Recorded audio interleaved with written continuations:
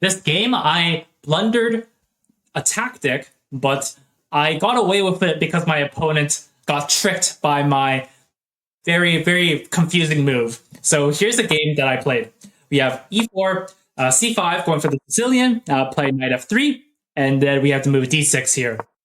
Now, d4 just going for the center, and we have a trade in the center, and now the knight is targeting my e4 pawn, and so I just guard it. And now black decides to go for this knight or Sicilian here, where I can't put any of the knights or the bishop on this b5 square. And now I play this move bishop to c4, just taking control of this diagonal here, because it's a very good diagonal.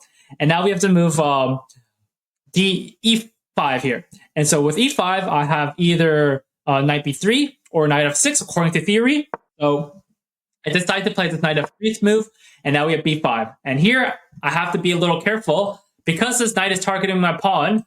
If I play a silly move like bishop to e2, they can just kick my knight out, and then I'll just lose the pawn here. So I don't want that to happen. So instead in the game, I play bishop to e3, and now we have to move knight to c6. They're just trying to develop, and in this position, of course, knight to c3, one of the things it does is they also want to play this move b4 here, knight to b4, and they want to take my bishop for the knight, and I don't want that, so I play the move a3, just stopping that move, and then they develop their queen, and now I cast here. And I thought bishop e6 was an interesting move in this moment, just because a lot of players would just pin the knight here, and then try to go for this knight to d4 idea. Like, for example, if I play a random move, actually, let's say in this position, they play bishop to g4, and I play a random move. This is just a lot of pressure. I probably have to do this, and after this and this, it's still much better for black. So that's why I thought that bishop to e6 was just not as great of a move. But now I play the move h3, just stopping that entire idea. And now bishop e7, just developing. And this bishop is very strong. It covers a lot of squares, so I want to take it. And so black decides to defend it here. And of course I could do this, but you can see black's going to get a lot of squares there, a lot of important squares around my king, and I don't want that. So in this position, I just play the move bishop e3, and the idea is I want to, let's say black plays a random move, then I play this move, and this pawn is much harder to defend. So that's my idea behind bishop e3. And now we have to move h6 from black, just kicking out my knight. So I first take the knight here. You can either take the bishop or the knight, and black decides to just take the knight in this position. And then I play this move bishop e3. And here, you can see black has a lot of pressure here, and I'm just kind of worried about a sacrifice in the future. Knight h5. So they really want to go for this knight to f4, and then they want to pressure my king side here. And then I play this move knight d5, and after the queen moves, I just take the bishop here, and then I just develop my rook here. And then they have this move knight to f4. So now, if I'm not careful, they could sacrifice a piece here. For example, let's say I played a random move, like b3. Then they have this move bishop takes h3 here, and after a take, then we have this move queen to e3. Sorry, e6 here. Just going for the pawn. It's very hard for me to defend here. I can't guard it with the king. And this is just the best move I have is just play f3 and try to run away here.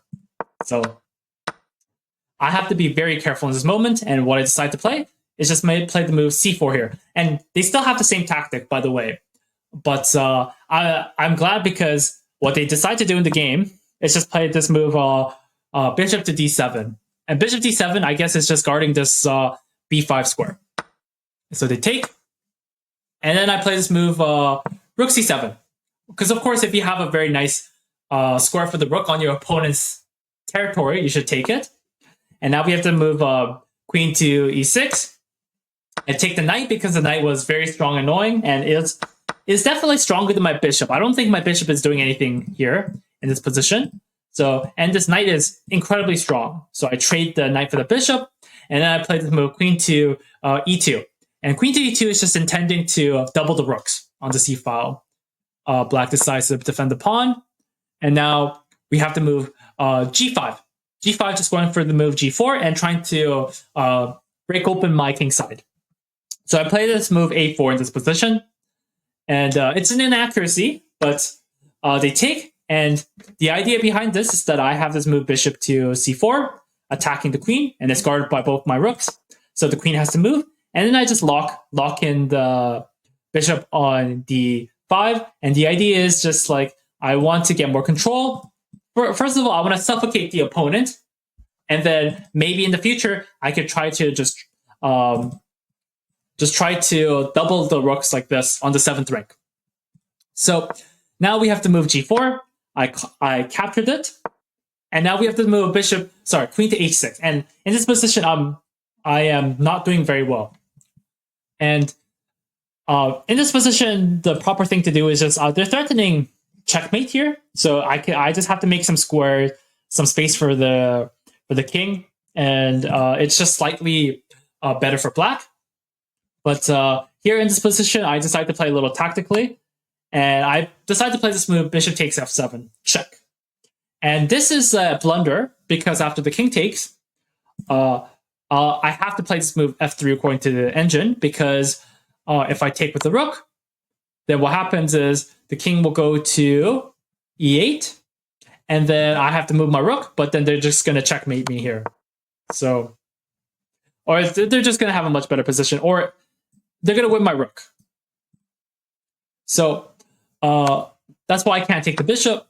This is a blunder by me, but I managed to trick my opponent, and they decide to play the move king to d8, and now I have this bishop to h5, and so I completely, by taking this pawn here, I completely lock this h file for my opponent to use. They played this move queen to f6 here, just trying to go for this f3 move. I play queen to c4, and after f3, I take the bishop. So, and the idea of taking the bishop is that now I have check, and after the king goes to e6, now I want to pressure this queen to d6, and of course black is going to defend this. And now I play this move g5 here, and g5 is just if they take, then it's checkmate with the bishop here. So they can't do that. So in the game, what they played is just queen to f4. And now I have this move g3. So I really want them to get out of this file. And in this game, what they did is play rook to b to c8. And I just took the pawn, took the rook, took the queen, and they resign. So I hope you enjoyed the game. And hope you enjoyed my my rook sacrifice here as well. Thank you for watching, and please subscribe.